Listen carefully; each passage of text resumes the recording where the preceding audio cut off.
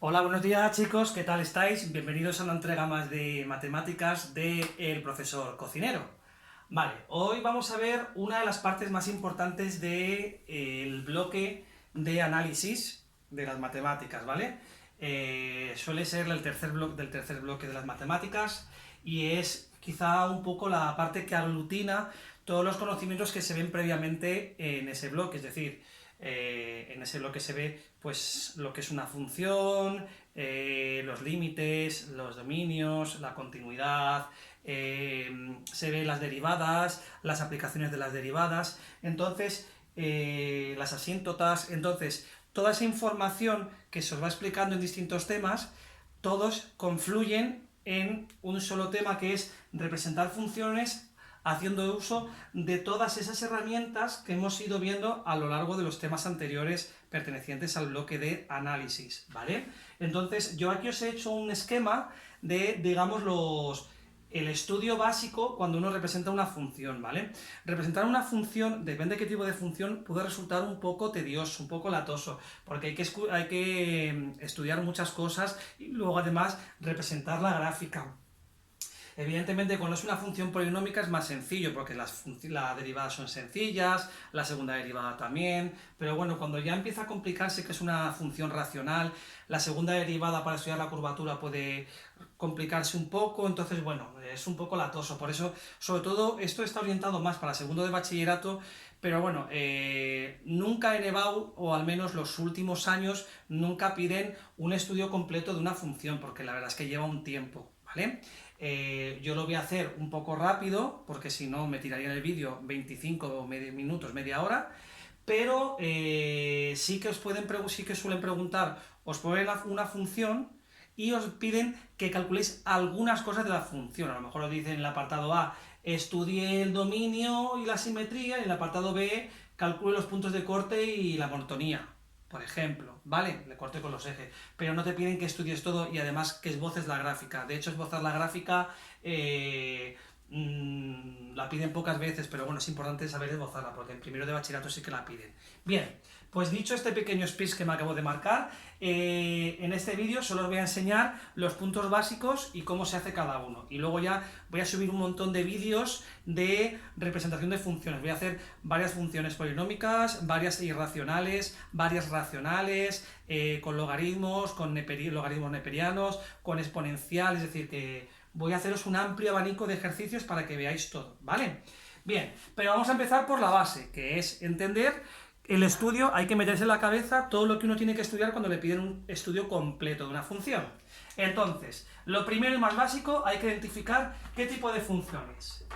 Pues si es un polinomio, polinómica. Si es una fracción de polinomios, es racional. Si tiene una raíz de índice que sea, par o impar, es irracional. Que tiene un logaritmo en base a cualquier número e, es el neperiano, pues una función logarítmica. Que tiene el número e, pues una función exponencial, ¿vale? Clasificarla. El segundo paso es estudiar el dominio y la continuidad, ¿vale? Ya he subido muchos vídeos de dominios, con todo tipo de dominios, ¿vale? No he explicado creo que no tengo ningún vídeo de trigonometría, pero bueno, subiré alguno. Ya os he explicado el dominio cuando son todo tipo de funciones, cuando son logarítmicas, cuando tienen raíz, cuando son racionales, ¿vale? Y la continuidad, que también la hemos visto. Periodicidad y simetría. La periodicidad es muy raro que se dé a menos que sea una función trigonométrica, que son las únicas que suelen ser periódicas, las demás no suelen ser periódicas. Y la simetría, que es estudiar, comparar f de x con f de menos x, ver si es simétrica par, impar o directamente no tiene simetría. Si es simétrica par, será así, ¿vale? Por ejemplo, no, perdón, si es simétrica par, la parábola de toda la vida, y si es simétrica impar, sería esta, ¿vale? Y si no tiene simetría, pues esta, ¿vale? Por ejemplo. Bien, los cortes con los ejes, el corte con el eje X, es decir, cuando la Y es 0, y el corte con el eje Y, es decir, cuando la X es 0. Muy básico, ¿vale? El estudio de las asíntotas verticales, horizontales y oblicuas, que ya sabemos hacerlo, para que hay que dominar muy bien los límites, ¿vale? Y saber evaluar las asíntotas. Y luego, los apartados 6 y 7 están relacionados con el estudio de la derivada. Por tanto, hay que saber derivar muy bien, ¿vale? Y saber usarla. Entonces, primero la monotonía. La monotonía se estudia con la primera derivada de la función. Derivamos una sola vez la función y estudiamos crecimiento, decrecimiento, máximos y mínimos. ¿Cómo se estudia eso? Hacemos la primera derivada y lo igualamos a 0. ¿Por qué a 0? Porque ya he contado en algunos vídeos que cuando tú calculas la ecuación de una recta tangente a una curva, ¿vale? Si yo calculo la ecuación tangente en ese punto, si os dais cuenta, la pendiente es 0. Y acordaos que la pendiente se calcula haciendo la derivada en el punto en concreto, ¿vale?